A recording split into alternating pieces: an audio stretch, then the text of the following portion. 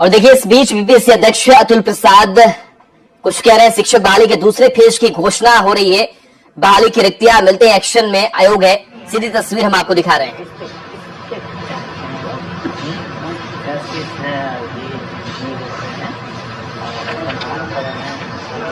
शिक्षक बहाली के दूसरे फेज की घोषणा होगी।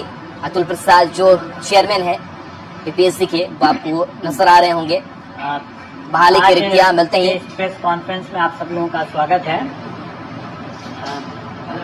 आप सब समझ ही गए होंगे कि किस प्रयोजन से हम लोगों ने आप लोगों को आमंत्रित किया है। अभी 2 नवंबर को आप लोगों ने एक बड़ा कार्यक्रम देखा और हमारे अध्यापक भर्ती परीक्षा का प्रथम चरण का बाद मामला था। और जैसा माननीय मुख्यमंत्री जी ने वहां पर घोषणा भी किया है कि शीघ्र ही पुनः एक राउंड इसके चलाया जाए, मतलब कि TRE 2.0। तो उसके संबंध में मैं अपने परीक्षा नियंत्रक TRE के शर्मा जी से मैं अनुरोध करूंगा कि आप सबसे बता दें। जैसा आप सब अवगत हैं कि प्रथम चरण की परीक्षा समाप्त हो गई और उसका परीक्षा फल भी घोषित कर दिए गए हैं और उसके आधार पर चयन पत्र भी जिलों में राज्य स्तर पर भी दिया गया है। अब हम लोग द्वितीय चरण के शिक्षक नियुक्ति प्रतियोगिता परीक्षा की तैयारी शुरू कर दिए हैं और उसका नोटिफिकेशन आज भी जारी होगा।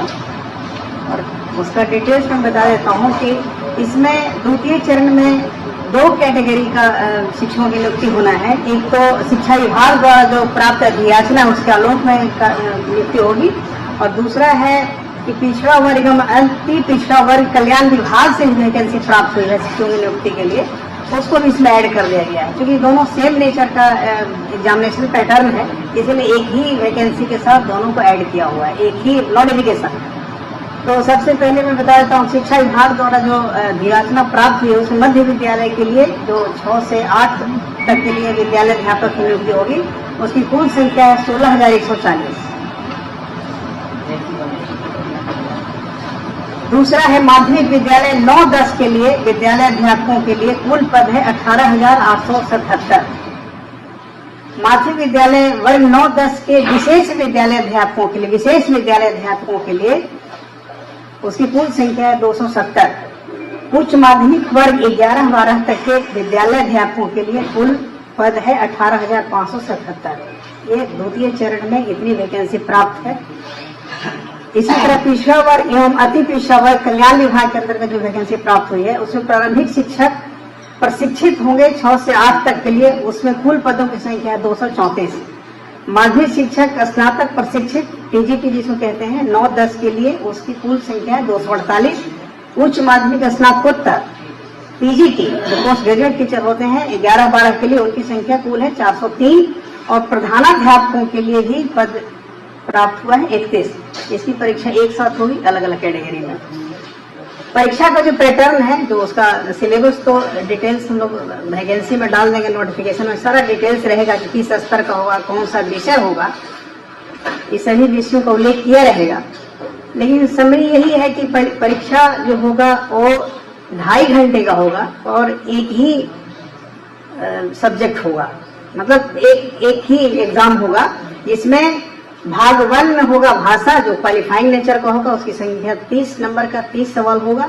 सामान्य अध्ययन भाग 2 होगा, वो 40 नंबर का होगा और विषय जिस विषय को शिक्षक बनेंगे उस विषय से सवाल 80 नंबर का होगा भाग 3 में।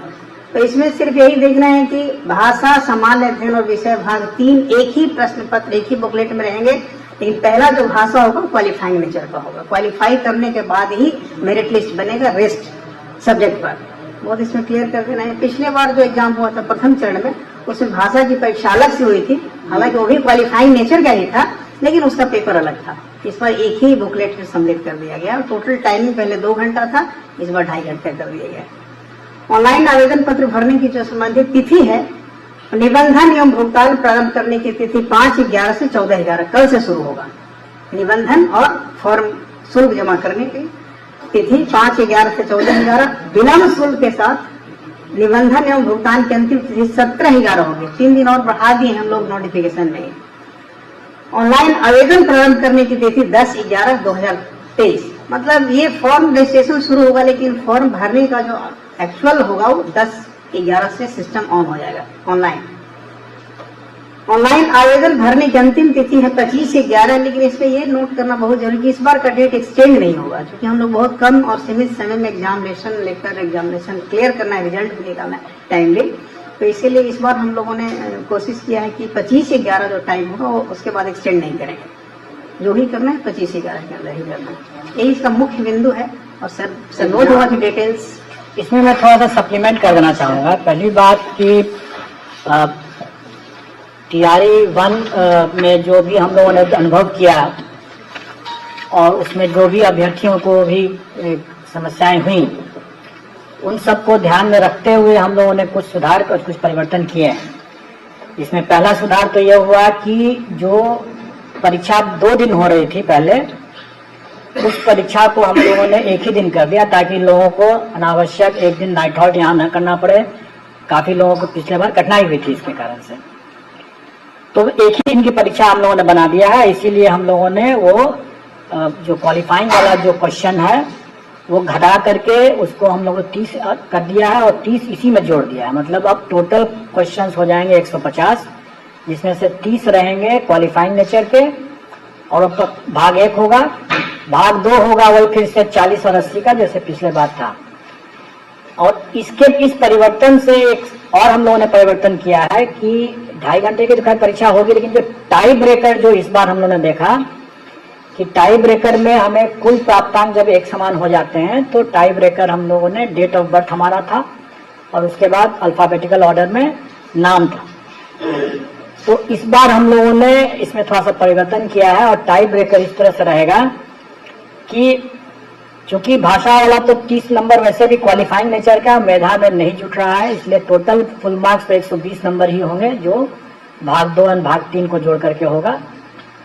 उसके बाद जब इसमें जब टाई हो जाएगा तो फिर हम मेन पेपर का जो प्राप्तांक होगा भाग 3 का जो होगा उसका जिसका ज्यादा होगा उससे हम वो टाई ब्रेकर बनाएंगे, और अगर वो भी अगर बराबर हो गया तो फिर दूसरा टाई ब्रेकर फिर बनेगा जो भाषा जो क्वालिफाइंग नेचर का है उसमें जिसको ज्यादा नंबर आएगा वो सेकंड टाई ब्रेकर पॉइंट बनेगा, और उसके बाद फिर तब डेट ऑफ बर्थ और तब फिर अल्फाबेटिकल ऑर्डर में नाम।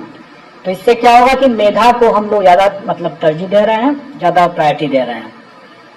इसके अलावा जो क्वालिफाइंग का जो 30% जैसे उसका पास मार्क्स रहेगा वो यथावत रहेगा, और विद इन दैट 30 जो है क्वेश्चन जो होगा उसके अंदर 8 क्वेश्चंस जो रहेंगे वो अंग्रेजी के रहेंगे और 22 क्वेश्चन जो रहेंगे वो हिंदी के रहेंगे। उसी 30 क्वेश्चन में 8 क्वेश्चन जो रहेंगे वो अंग्रेजी के रहेंगे और 22 क्वेश्चन जो रहेंगे वो हिंदी के रहेंगे। टोटल 30 का रहेगा, लेकिन अब 9 नंबर उसमें क्वालिफाइंग रहेगा उसका। उसके अलावा जो जीएस का और जो फिर मेन पेपर का जो 40 और 80 क्वेश्चन रहेंगे 120 वो पूर्ववत मतलब पिछले बार की तरह ही टोटल पर जो जीएडी का जो मापदंड है क्वालिफाइंग कट ऑफ का वो वही रहेगा। सिलेबस का जो लॉजिक है वो वही लॉजिक इस बार भी रहेगा, मतलब कि जो एनसीईआरटी का जो पाठ्यक्रम है जो बच्चों को जो पढ़ाया जाता है वही पैटर्न रहेगा, वही, लेकिन स्टैंडर्ड ऑफ कोर्स उससे ज्यादा रहेगा। स्टैंडर्ड वही रहेगा जो उनकी एलिजिबिलिटी में जो उनका रिक्वायरमेंट है, जैसे ग्रेजुएशन है तो ग्रेजुएशन लेवल चला जाएगा, अगर पोस्ट ग्रेजुएशन तो पोस्ट ग्रेजुएशन लेवल चला जाएगा।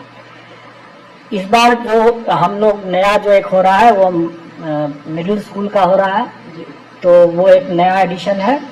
इसके अलावा जो टोटल जो वैकेंसी हो रही है उसमें संभव है कि जो TRE 1 के जो अवशेष रिक्तियां हैं उन रिक्तियों को इसमें जोड़ा जाएगा, लेकिन इसको थोड़ा सा ये कंफ्यूज ना करें कि TRE 1 के जो अवशेष रिक्तियां वही हैं जिसमें कि नियुक्ति संभव ही नहीं है, लेकिन जो डॉक्यूमेंट वेरिफिकेशन के दौरान जो रिक्ति उत्पन्न होगी, जो ड्रॉप आउट्स होंगे या डॉक्यूमेंट वेरिफिकेशन में जो असफल होंगे उससे जो उत्पन्न होगी जो रिक्ति, उस रिक्ति को पहले हम सप्लीमेंट्री रिजल्ट से ही पूरा करेंगे।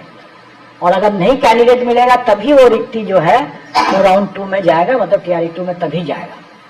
तो दोनों तरह की रिक्ति है, लेकिन उसके बावजूद भी आप लोगों ने देखा ही होगा कि चूंकि STET की परीक्षा 2019 के बाद नहीं हुई थी, तो कई विषय में ऐसे थे जिसमें कि कैंडिडेट्स बहुत कम थे और रिक्तियां ज़्यादा थी। इसे स्वाभाविक है कि उसमें हम कभी भी हम पूरी रिक्ति को तो भर नहीं सकते थे, तो वो रिक्ति तो खाली ही रहना था। तो वो रिक्ति जब खाली है तो वो रिक्ति TRE 2 में आ जाने की संभावना है, और उसमें जब जैसे ही शिक्षा विभाग हमें बताएगा वैसे ही हम लोग इसको भी जोड़ देंगे। तो हमारे विज्ञापन में भी यह रहता ही है शर्त कि एक घट बढ़ सकता है, उसी हिसाब से रहेगा। इसमें पिछले बार की तरह हम लोग इसमें कोई नेगेटिव मार्किंग नहीं रखेंगे, लेकिन पिछले बार हम लोगों ने आवेदन और डॉक्यूमेंट वेरिफिकेशन की प्रक्रिया में हम लोगों ने पाया कि अभ्यर्थी अपनी अज्ञानता के कारण से या चूंकि वो टेक सेवी नहीं थे या साइबर कैफे की गलती के कारण से अनेक प्रकार की गलतियां हुई हैं। उसके कारण से कई प्रक्रिया हमारी बाधित हुई है और उनको भी काफी कठिनाई हुई है, और एक बहुत बड़ा मसला रह जाता था हमेशा कि उसके डॉक्यूमेंट ही कभी सही नहीं हो पा रहे थे। तो कैसे उसकी जांच की जा सकेगी? अगर बार बार परिवर्तन करने की मांग करेंगे, बार बार बोलेंगे कि कभी साइबर कैफे से गलती हो गया, कभी कुछ हो गया, कभी कुछ हो गया, तो स्वाभाविक है कि ये सब को इन सब परेशानियों को देखते हुए ही हम लोगों ने इस बार आवेदन जो के 2 चरण में ले रहे हैं।